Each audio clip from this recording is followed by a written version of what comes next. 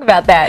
It's a disease that affects millions in our country, and we're talking about eating disorders. And here with her first-hand account of how she survived is Shannon, who just informed me that she has 3 MySpace pages. Thank you, Shannon, so much for being here. I really appreciate the invitation. Yes, I have 3 MySpace pages. Awesome. The first is for my music, and the second one is for Key to Life, Unlocking the Door to Hope, which is why I'm here today. And the third is actually an online support community for women called Behind This Mask, There Is Someone Real. Incredible. And it is free to join. All you need is a MySpace page, right? and it's not actually just for women. Exactly. So, exactly. Well, thank you so much for being here and telling us about your, as I said, your first-hand account. You struggled with eating disorders for 15 years. I am, and the reason that I'm smiling about that now is because I survived.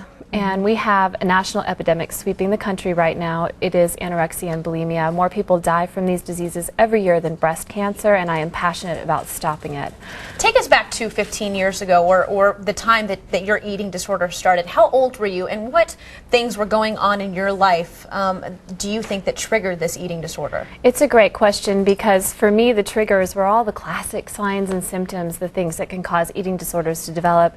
There is now a 56% genetic link to the development of eating disorders. It is passed through family trees, and I am, like most people, full of eating disorders in my DNA. So under the right set of circumstances, a carrier of these traits and these genes and this predisposition can blossom into an eating disorder. Things like early onset maturity, somebody that maybe matures 6 months or a year before their peers in their class, somebody who is overly sensitive, socially conscious, highly intelligent, kind of what I call a type AAA personality, like resting is the 4 hours between when they go to sleep and when the alarm clock rings so they can start their day all over again. For me, it was also, I was molested when I was 6 years old, and at that time there wasn't much information about either sexual abuse or eating disorder, so I never received the help that I needed. Through nobody's fault. It just wasn't something that was available to me. And women especially who have a tendency to be more curvy, and they're looking at the media ideals and they're seeing that that's not what's celebrated right now. At least that's not what's offered to us as a cause for celebration, although I believe that beauty comes in every shape and size. But and that really is all of these different things cause the development of eating disorders for me. But the trigger, the number one reason for me to develop an eating disorder was the constant negative peer feedback. Really? And it culminated when I moved from 5th to 6th grade, which is a trigger point for a lot of young women. Big transitions, sudden changes, unavoidable transitions, like moving schools, moving across the country, a divorce, a breakup, things like that. When I moved from 5th to 6th grade, and my best friend and I, went to the same school again in 6th grade, and she said to me one day in the cafeteria, have you been telling people that we're friends?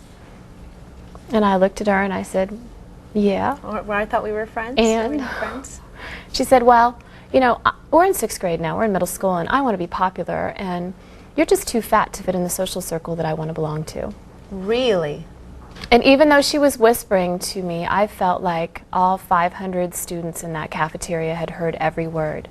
And it was just downhill from then. I was clearly aware of what the so-called problem was, and I was determined to fix it. So I think that children don't even have that concept of when they say something like that to you, where did they hear that from? From somewhere. They said that to you, and it was that trigger that really started this 15-year battle, something as simple as a statement like that. And I tell the young people that I work with, because of course I do presentations in schools and on college campuses and in churches and really anywhere that anyone will have me. I'm very passionate, like your last guest, about what I do. And what I tell people is that the feedback that we get from other people says a lot more about what's going on inside that person than it does about the person that it's addressed to. It's actually the most vulnerable place a person can be, is to give someone else negative feedback, because that other person can then see into all of their vulnerabilities and weaknesses and fears. But for children, I think they can't make that connection. So they're told that you're too fat, and that's all that they hear. They don't see the pain in somebody else. Exactly. They hear you way too much, and I can't hang out with you. You're not popular enough. Well, and this is something that we were talking a little bit about before the show started, and I really admire you for your efforts to bring the real you into not just the help with the makeup, the help with the hair, the assistance that we get when we're in front of the TV camera, and the fact that I worried for a couple of hours yesterday about what to wear. But to be able to bring the real beauty forward, we are only given one side of the picture. We are only shown, one standard of beauty. We don't see the behind the scenes, and we don't see the secret pain and the secret suffering of the people who are under pressure to feel and act and come forward and become beautiful for the camera. It is such a struggle. I mean, it's a balancing act, because on the one hand you're inundated with these celebrity pictures and celebrity images and be thin and be beautiful, and that's what's accepted, but on the other hand you have a responsibility to let girls especially know that there is such thing as real beauty, and that's really what counts. And it sounds so very cliche and idealistic, but it really is the truth. And this is kind of what you speak on at your seminars.